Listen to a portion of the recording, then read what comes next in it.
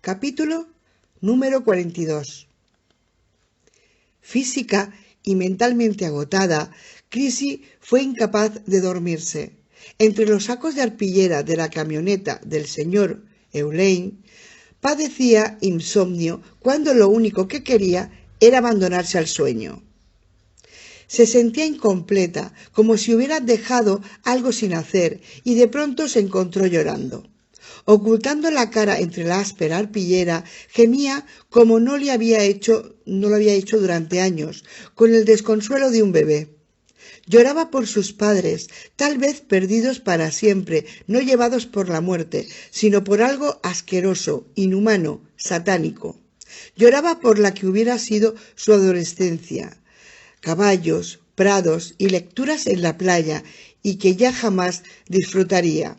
Lloraba también por otras pérdidas que sentía, pero no identificaba, aunque sospechaba que eran la inocencia o la fe en el triunfo del bien sobre el mal. Ninguna de las heroínas de ficción a las que admiraba se hubieran dejado caer en un llanto incontrolado, y se sentía avergonzada por su torrente de lágrimas. Pero llorar era tan humano como equivocarse, y quizá necesitara llorar, en parte para probarse a sí misma que no había sido plantada en aquella ninguna semilla maligna de la clase que había germinado y extendido zarcillos en sus padres. Llorando, seguía siendo Chrissy. El llanto era una prueba de que nadie había robado su alma. Se quedó dormida. Capítulo 43.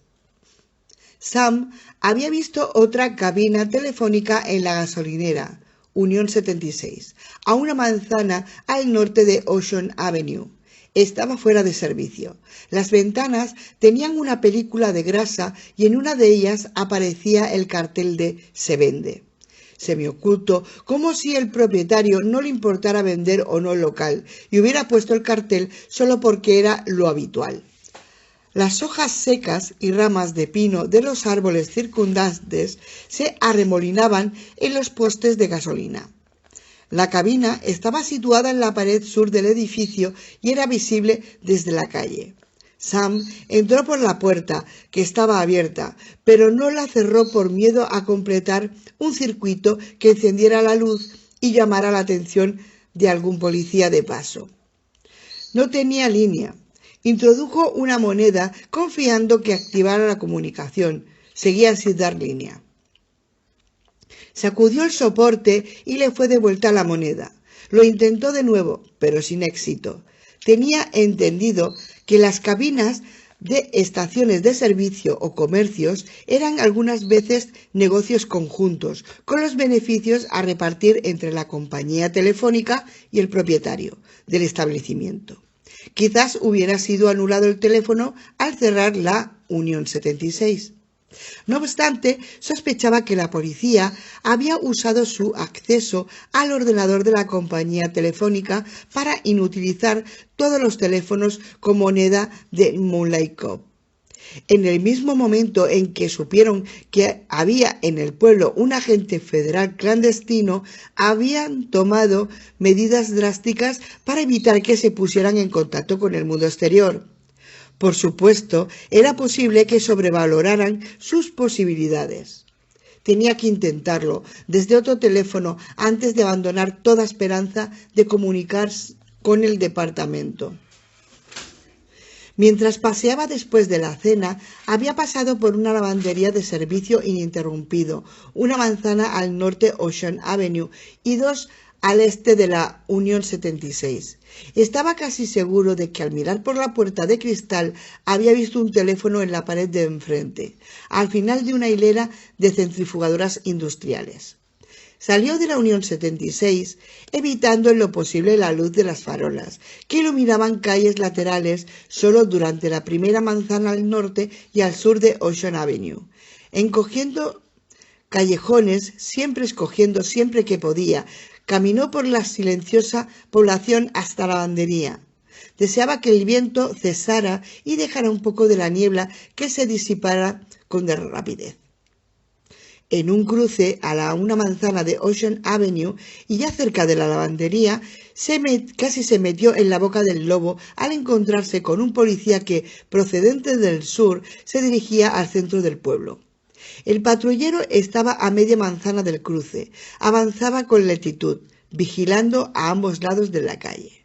Por fortuna, miraba hacia otra parte cuando Sam pasaba por debajo de la luz de la farola de la esquina. Sam retrocedió al instante y pegó la espalda contra el portal de un edificio de ladrillo que albergaba la consulta de diversos profesionales. En una planta colocada a la izquierda de la puerta aparecían los nombres de un dentista, 2 abogados, un médico y un quiromasajista. Si el coche patrulla doblaba por aquella esquina, lo más probable era que le viera. Si por el contrario continuaba recto o giraba a la derecha, pasaría inadvertido. Conteniendo el aliento, se mantenía entre las sombras, a la espera de que el condenado coche llegara al cruce. Tuvo unos instantes para reflexionar y llegó a la conclusión de que, incluso a la 1:30 de la madrugada, Moonlight Cove era un lugar extrañamente silencioso y de calles demasiado desiertas. Seguro que los pueblos, al igual que las ciudades, tenían locales nocturnos, o sea que debería haberse cruzado con un par de noctámbulos, con algún que otro coche, o haber observado alguna señal de vida, aparte de policías. El vehículo policial giró a la derecha, en dirección hacia el oeste. Aunque el peligro había pasado, Sam permaneció en el portal, repasando mentalmente el recorrido desde el Cove Lodge hasta el edificio del ayuntamiento, desde allí a la Unión 76 y por fin su situación actual. No recordaba haber pasado por delante de una casa en que se escuchara música, el murmullo de un televisor o risas que indicaran una fiesta. No había visto a ninguna pareja de jóvenes apurando el último beso en un coche aparcado. Los pocos restaurantes y bares existentes estaban cerrados y el cine-teatro fuera de uso. Aparte de sus movimientos y de los de la policía, el lugar parecía un pueblo fantasma. Sus salas de estar, dormitorios y cocinas hubieran podido estar habitados por cadáveres o por robots que actuaran como personas durante el día y por la noche fueran desconectados para ahorrar energía, cuando no era tan esencial crear un espejismo de vida. Cada vez más preocupado por la palabra conversión y su significado en el contexto dentro de aquel enigma llamado Proyecto Munchausen, salió del portal, dobló la esquina y corrió por la calle iluminada hasta la lavandería. En cuanto abrió la puerta, vio el teléfono. Recorrió el amplio local, secadoras a la derecha, una doble hilera de lavadoras en el centro, algunas sillas a continuación de las lavadoras, más sillas en la pared de la izquierda, con las máquinas de chocolatinas y detergentes, y el largo mostrador para doblar las prendas. Entonces se percató de que no estaba solo. No había ninguna máquina en marcha y no veía que la chica llevara un cesto de ropa. Le sorprendió tanto su presencia, una persona de paisano, en aquella noche sepulcral, que parpadeó. Ella estaba al borde de la silla, visiblemente tensa, con los ojos muy abiertos y las manos cruzadas en el regazo. Parecía contener el aliento. Comprendió que la había asustado y dijo: «Perdone». Ella le miró como si fuera un conejo enfrentándose a un zorro. Suponiendo que debía parecer nervioso, incluso histérico, añadió: «No soy peligroso». «Todos dicen lo mismo». «¿Así?» «Pero yo lo soy». Confuso preguntó: «¿Usted es qué?» «Peligrosa». «¿De verdad?» Ella se levantó. «Soy cinturón negro». Por primera vez en días, una sonrisa auténtica iluminó la cara de Sam. «¿Puede matar con las manos?» Ella le miró pálida y temblando. Cuando habló, se extendió en su ataque defensivo. «Oiga, no se ría de mí, estúpido, o le dejaré en tal estado que cuando camine le crujirán todos los huesos». Sorprendido por la vehemencia de la chica, empezó a asimilar lo que había observado al entrar. Ninguna máquina en funcionamiento, ni cesto de ropa, ni caja de detergente. ¿Qué ocurre?, preguntó intrigado. Nada, si se mantiene a distancia.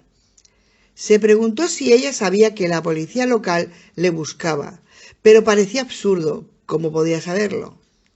¿Qué está haciendo aquí si no trae ropa para lavar? ¿A usted qué le importa? ¿Es suyo el negocio? No, y no me diga que la propietaria es usted. Ella lo miró con atención.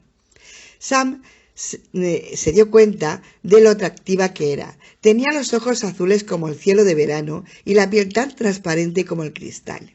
Y parecía fuera de lugar en aquella localidad sombría y desde luego mucho más en una lavandería a la 1:30 de la madrugada. Observó la intensidad de su miedo en los ojos y en el rictus de la boca. Era desproporcionado con respecto al temor que él pudiera inspirar. De haber sido un tipo de 1,90 m, 100 kilos, con tatuajes y una pistola navaja que hubiera interrumpido en la lavandería entonando cánticos a Satán, la absoluta palidez de su cara y el pánico en sus ojos habría sido comprensible. Pero solo era Sam Booker, cuyo mayor atributo como agente radicaba era su aspecto de buen chico y el aura de persona inofensiva. Inquieto por el miedo de la chica, dijo: «El teléfono». «¿Cómo?». Sam indicó el aparato. «Sí», contestó ella, como si confirmara la existencia del teléfono. «He entrado para hacer una llamada». «Ah». Sin perderla de vista, se dirigió al teléfono, introdujo la moneda pero no consiguió línea. Recuperó la moneda y volvió a intentarlo. Nada. «Maldita sea», exclamó. La rubia se había acercado a la puerta. Se detuvo, como si pensara que él se le echaría encima si intentaba salir de la lavandería. Moonlight Cove le había trastornado. Durante las últimas horas había llegado a pensar que toda la población era un enemigo en potencia. De repente cayó en la cuenta de que la conducta peculiar de aquella chica era producto de un mal estado mental como el suyo. «Usted no es de Moonlight Cove, ¿verdad?» «¿Y qué?». «Yo tampoco». «Bueno, ¿y usted ha visto algo?». Ella le clavó los ojos. «Ha ocurrido algo. Usted lo ha visto. Está asustada y apuesto a que tiene motivos para estarlo». La chica parecía dispuesta a salir corriendo. «Espere, soy del FBI. En serio». Capítulo número 44. Como era una persona que vivía de noche y prefería dormir de día, Thomas Shattuck se hallaba en su despacho de paredes revestidas de madera, vestido con un chándal gris, trabajando con su ordenador uno de los aspectos del proyecto Monhow, cuando Evan, su criado de noche, entró para anunciarle la llegada de Loman Watkins. «Llévale a la torre», contestó Shattuck. «Me reuniré con él de inmediato». Rara vez vestía nada que no fuera uno de sus chándals. Tenía más de 20 en el armario, 10 de color negro, 10 en gris y un par en azul marino. Eran más cómodos que la otra ropa y, limitando sus elecciones, ahorraba tiempo que de otra forma hubiera malgastado combinando prendas cada día, una tarea en la que no era experto. La moda no le interesaba. Además, era desgarbado, de pies grandes, piernas larguiruchas, rodillas nudosas, brazos largos, hombros huesudos y demasiado delgado para que le sentara bien ni siquiera el mejor de los trajes cortados a medida. Las prendas le quedaban siempre anchas o acentuadas su delgadez hasta un extremo que parecía la personificación de la muerte. Una imagen desafortunada, subrayada por su tez blanca como la nieve, cabello más o menos negro, rasgos afilados y ojos amarillentos. Incluso a las reuniones de New Wave asistía vestido con chándal. Si eres un genio en tu especialidad, la gente comprende que seas un excéntrico. Y si tu fortuna personal se eleva a varios cientos de millones, acepta tus rarezas sin el menor comentario. Su casa, ultramoderna, de cemento armado, situada en el acantilado en el extremo norte de la cala, constituía otra muestra de su estudiado inconformismo. Las 3 plantas eran como los 3 pisos de un pastel, aunque cada planta tuviera distinto tamaño que las demás, la más grande arriba y la menor en el centro, y no fueran concéntricas. Creaban un perfil que con luz del día proporcionaba a la casa el aspecto de una enorme pieza de escultura vanguardista. Por la noche, con su infinidad de ventanas iluminadas, perdía un aspecto de escultura para convertirse en la nave nodriza de una fuerza invasora espacial. La torre era otra extravagancia, erigida en el 3er nivel y elevada 1,5 metros hacia el cielo. No era redonda, sino ovalada, nada parecida a una torre donde una princesa languideciera por un príncipe atareado en las cruzadas o donde un rey encerrara y torturara a sus prisioneros, sino una reminiscencia de la torreta de un submarino. A la estancia, con paredes de cristal, se llegaba en el ascensor o por una escalera de caracol construida alrededor del hueco. Shaddack hizo esperar a Watkins durante 10 minutos, solo para fastidiarle, y luego tomó el ascensor para reunirse con él. El interior de la cabina era de metal bruñido y pese a la lentitud de la maquinaria daba la impresión de subir dentro de un cartucho de rifle. Había hecho añadir la torre el diseño del arquitecto casi en el último momento, pero se había convertido en un rincón favorito de la enorme mansión. Aquel lugar elevado ofrecía vistas del mar en calma, o encrespado por el viento, resplandeciente del sol, o con la mortaja de la noche, por el oeste.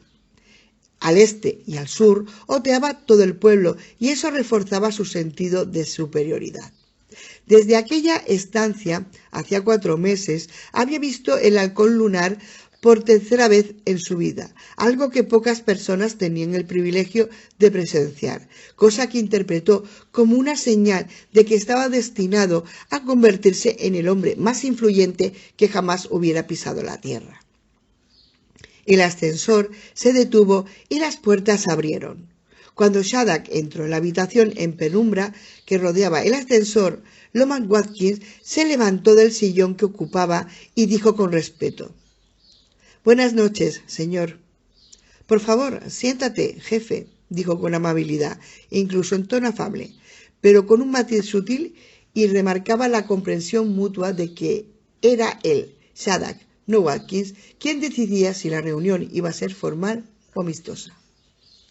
Shaddack era el único hijo de James Randolph Shaddack, un juez del distrito de Phoenix, ya fallecido. La familia no era acomodada, aunque sí de clase media alta, y aquella posición en la escala económica, combinada con el prestigio de la judicatura, había proporcionado a James un considerable nivel dentro de la comunidad y poder. Durante toda su infancia y adolescencia, Tom estuvo fascinado por su padre, un activista político, además de juez, que utilizaba el poder no solo para adquirir beneficios materiales, sino para controlar a otras personas. El control, el ejercicio del poder por puro placer, era lo que más atraía a James y era lo que más excitaba a su hijo desde muy joven. Ahora, Tom Shaddack ejercía poder sobre Loman Watkins y Moonlight Cove, debido a su riqueza, porque era él el empresario más importante del pueblo, porque sujetaba las riendas del sistema político y gracias al proyecto Moonhound, así bautizado en homenaje a su visión, pero su capacidad de manipulación sobre ellos era mayor que cualquier cosa que el viejo James hubiera disfrutado como juez y astuto político. Poseía el poder de la vida y la muerte sobre ellos. Si decidía que al cabo de 1 hora todos debían de morir, estarían muertos antes de medianoche. Más aún, podía condenarles a la tumba con la misma impunidad que un dios derramando fuego sobre sus criaturas. Las únicas luces de la torre estaban ocultas en un nicho debajo de los ventanales que se extendían desde el techo hasta pocos centímetros del suelo. Las bombillas ocultas rodeaban la habitación, iluminando la mullida alfombra, pero proporcionaban muy poca luz indirecta a los cristales. Pese a ello, si la noche hubiera sido clara, Shattuck hubiera accionado el interruptor contiguo al botón del ascensor para dejar la sala casi a oscuras, de forma que su reflejo fantasmal y el del mobiliario ultramoderno no cayera en él y su vista del mundo sobre el que él ejercía dominio. Dejó las luces encendidas, pues una bruma lechosa cubría los cristales y poco podía verse ahora que la luna se había escondido. Descalzo, Shattuck cruzó la alfombra de color gris oscuro. Se acomodó en otro sillón frente a Loman, dejando delante de una mesa de mármol blanco. El policía tenía 44 años, 2 más que Shattuck, pero físicamente era su polo opuesto, 1,85 m, 90 kilos, de complexión robusta, ancho de espalda y con cuello grueso. Su cara era ancha, tan franca e inocente como sombría y taimada a la de Shattuck. Sus ojos azules se encontraron con los pardo amarillentos de Shattuck, mantuvieron la mirada durante un solo instante y luego bajaron para detenerse en las grandes manos que estaban apretadas con tal rigidez sobre el regazo que los nudillos parecían a punto de atravesar la piel.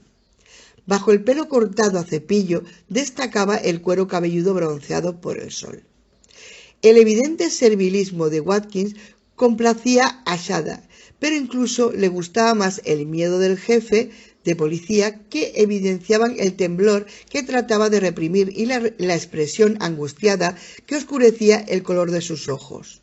Debido al proyecto Monaghan, debido a lo que se le había hecho, Loman Watkins era en varios aspectos superior a la mayoría de los hombres, pero era también y para siempre el esclavo de Shattuck, tan seguro como un cobaya. Inmovilizado y unido a electrodos, estaba a merced del científico que hiciera experimentos con él. En cierta forma, Shattuck era el artífice de Watkins y poseedor, a los ojos de Watkins, de la posición y poder de un dios. Recostado en el sillón, con los brazos cruzados sobre el pecho, Shattuck notó que su miembro viril se hinchaba y se endurecía. No le excitaba Loman Watkins, ya que no tenía tendencias homosexuales, sino la conciencia de que la enorme autoridad que ejercía sobre el hombre. El poder excitaba a Shattuck mucho más que cualquier estímulo sexual.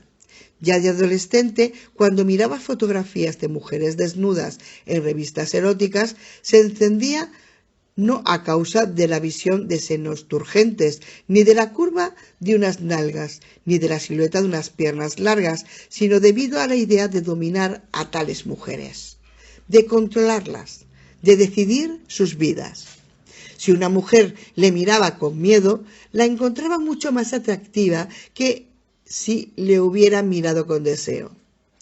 Y como reaccionaba con mayor fuerza ante el terror que ante la lujuria, su excitación no dependía del sexo, la edad o el atractivo físico de la persona que temblaba ante su presencia. Disfrutando de la sumisión del policía, Shattuck dijo: ¿Tienes a Booker? No, señor. ¿Por qué no?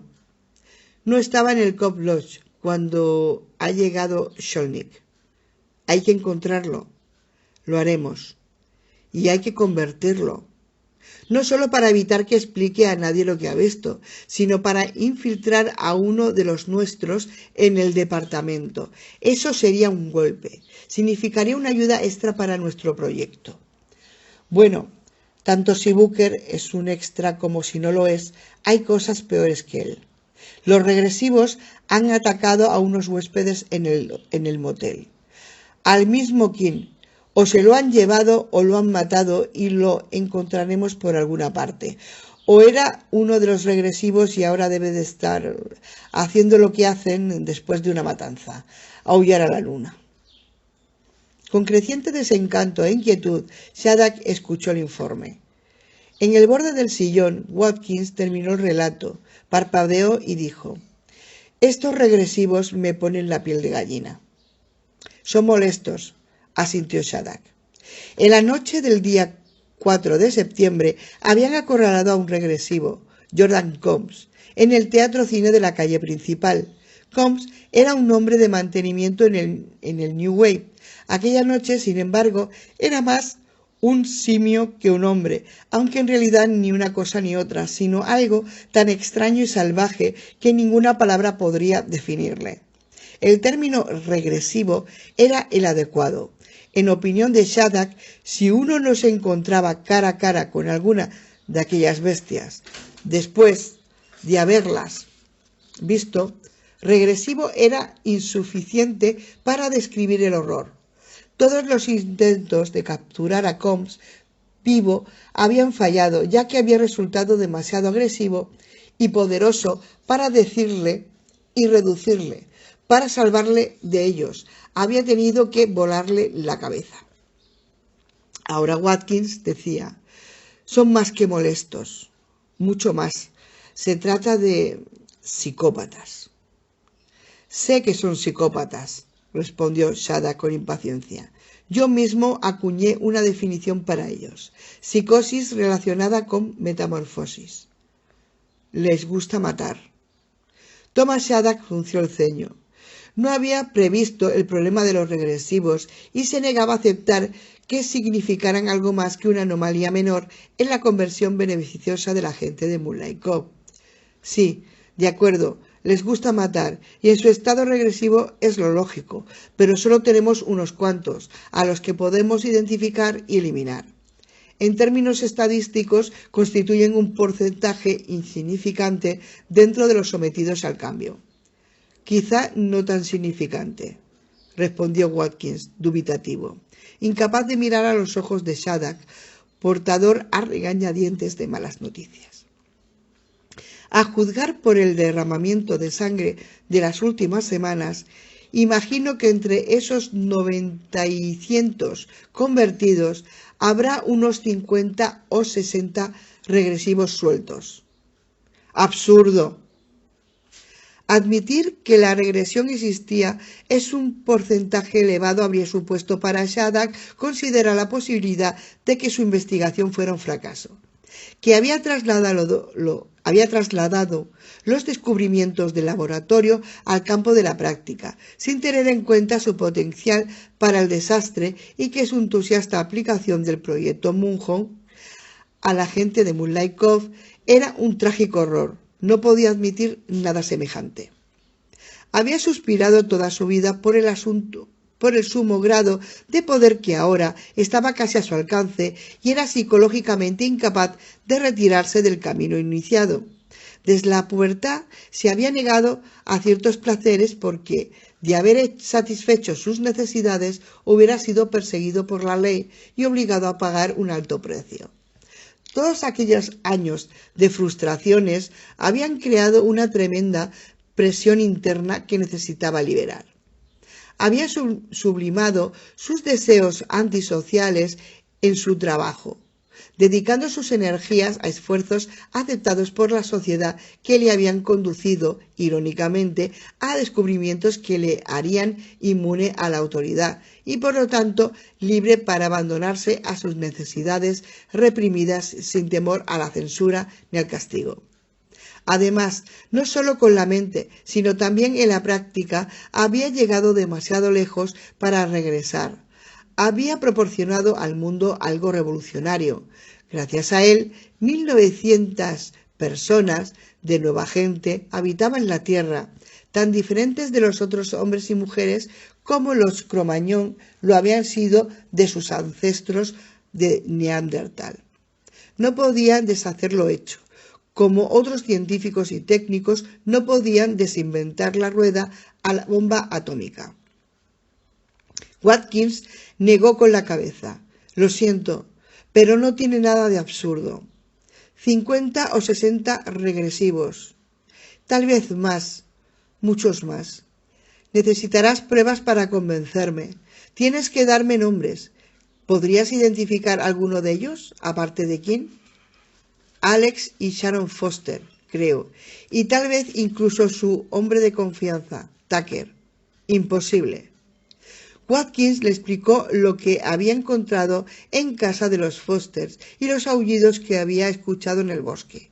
De mala gana, Shada consideró la posibilidad de que Tucker fuera uno de aquellos degenerados. Estaba contrariado por la idea de que su control dentro de su círculo inmediato no fuera tan absurdo como pensaba. Si no podía estar seguro de sus colaboradores, ¿cómo podía estar seguro de su capacidad para controlar las masas?